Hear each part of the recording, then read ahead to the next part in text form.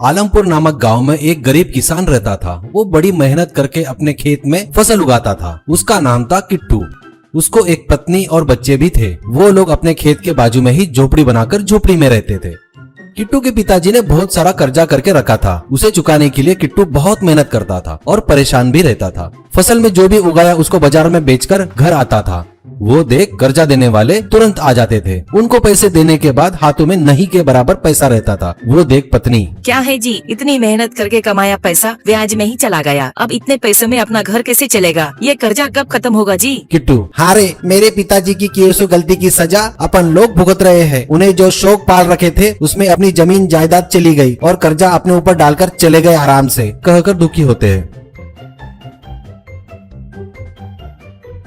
एक दिन कर्जा देने वाला एक आदमी को लेकर किट्टू के पास आता है और उनसे कहता है, बेटा किट्टू, तुम हमारा कर्जा चुका नहीं सकते, ये हमें समझ में आ गया। इसीलिए तुम्हारे पिताजी ने तुम्हारे घर के पेपर मेरे पास गिरवी रखे थे ना, मैं वही ले लेता हूँ। इसके बदले में मैंने तुम्हें जो पैसे दिए थे, इससे तुम्हारा कर्जा चुकता हो गया। दूसरा आदमी, तुम्हारे पिताजी ने तुम्हारे खेत के पेपर मेरे पास रखे थे, वो भी मैंने इसे दे दिया है। अब तुम्हें मुझे पैसे देने की जरूरत नहीं है। किट्टू, ये क्या बोल रहे हो जी आप लोग? ब्याज तो देता ही आ रहा हूँ ना मैं, फिर बेचना क्यों? मैं इसके लिए तैयार नहीं हूँ। ये सुन आया हुआ व्यक्ति, बेटा तुम बेमतलब ही चिल्ला रहे हो, अब कोई फायदा नहीं। अब तुम तुरंत घर और अपना खेत छोड़कर चले जाओ, नहीं तो मेरे आदमियों से खाली करवाता हूँ। तू मुझे नहीं जानता शायद, प्यार से बता रहा हूँ, सुन ले, ऐसा कहता है।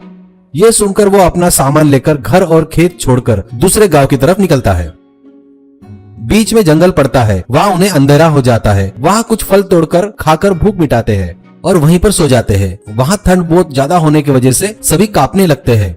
सुबह होती है और वो लोग देखते हैं वहाँ पर एक बहुत बड़ा पेड़ होता है और उस पेड़ में बहुत बड़ा होल भी होता है।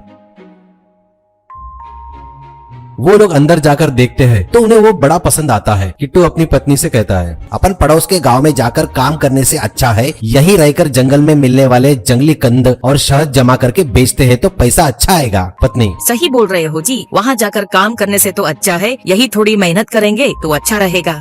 और वो सभी लोग जंगल में कंद और शहद जमा करके हाईवे के बाजू में बेचने लगे।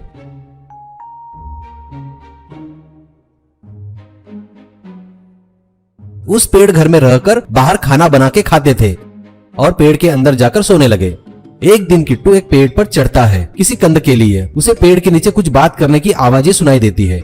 नीचे कुछ चोर लोग बातें करते रहते हैं। उसका नाम था नायक। सब लोग ध्यान से सुनो, मुझे लगता है अपना ठिकाना पुलिस को पता चल गया है, इसलिए हमें दूसरा ठिकाना ढूंढना पड़ेगा। अगर किसी को कोई अच्छा ठिकाना पता हो तो बताओ, अपना और अपने लोगों का चोरी का माल लेकर वहाँ चलेंगे। इसमें से एक बंदा बोलता है, मैंने यहाँ से कुछ दूर पर एक बहुत बड़ा पेड़ देखा है, उसमें एक बहुत बड़ा होल है, मुझे लगता है वो अपने लिए ठीक रहेगा, ऐसा कहता है। नायक, ऐसा है क्या? लेकिन बरोबर देखा ना, वहाँ कोई रहता तो नहीं ना? नहीं भाई, वहाँ कोई नहीं रहता, खाली है वो जगह। उसे देख के भी बहुत दिन हो गए, एक बार मैं जाके चेक करके आता हूँ। ऐसा बोलकर वो सभी लोग वहाँ से चले जाते हैं। उसके जाने के बाद पिट्टू पेड़ पर से ही कूदता है और घर की तरफ तेजी से भागने लगता है और घर जाकर सबसे कहता है, मैं जैसा बोलूंगा वैसा ही करो, ठीक है, ऐसा कहता है।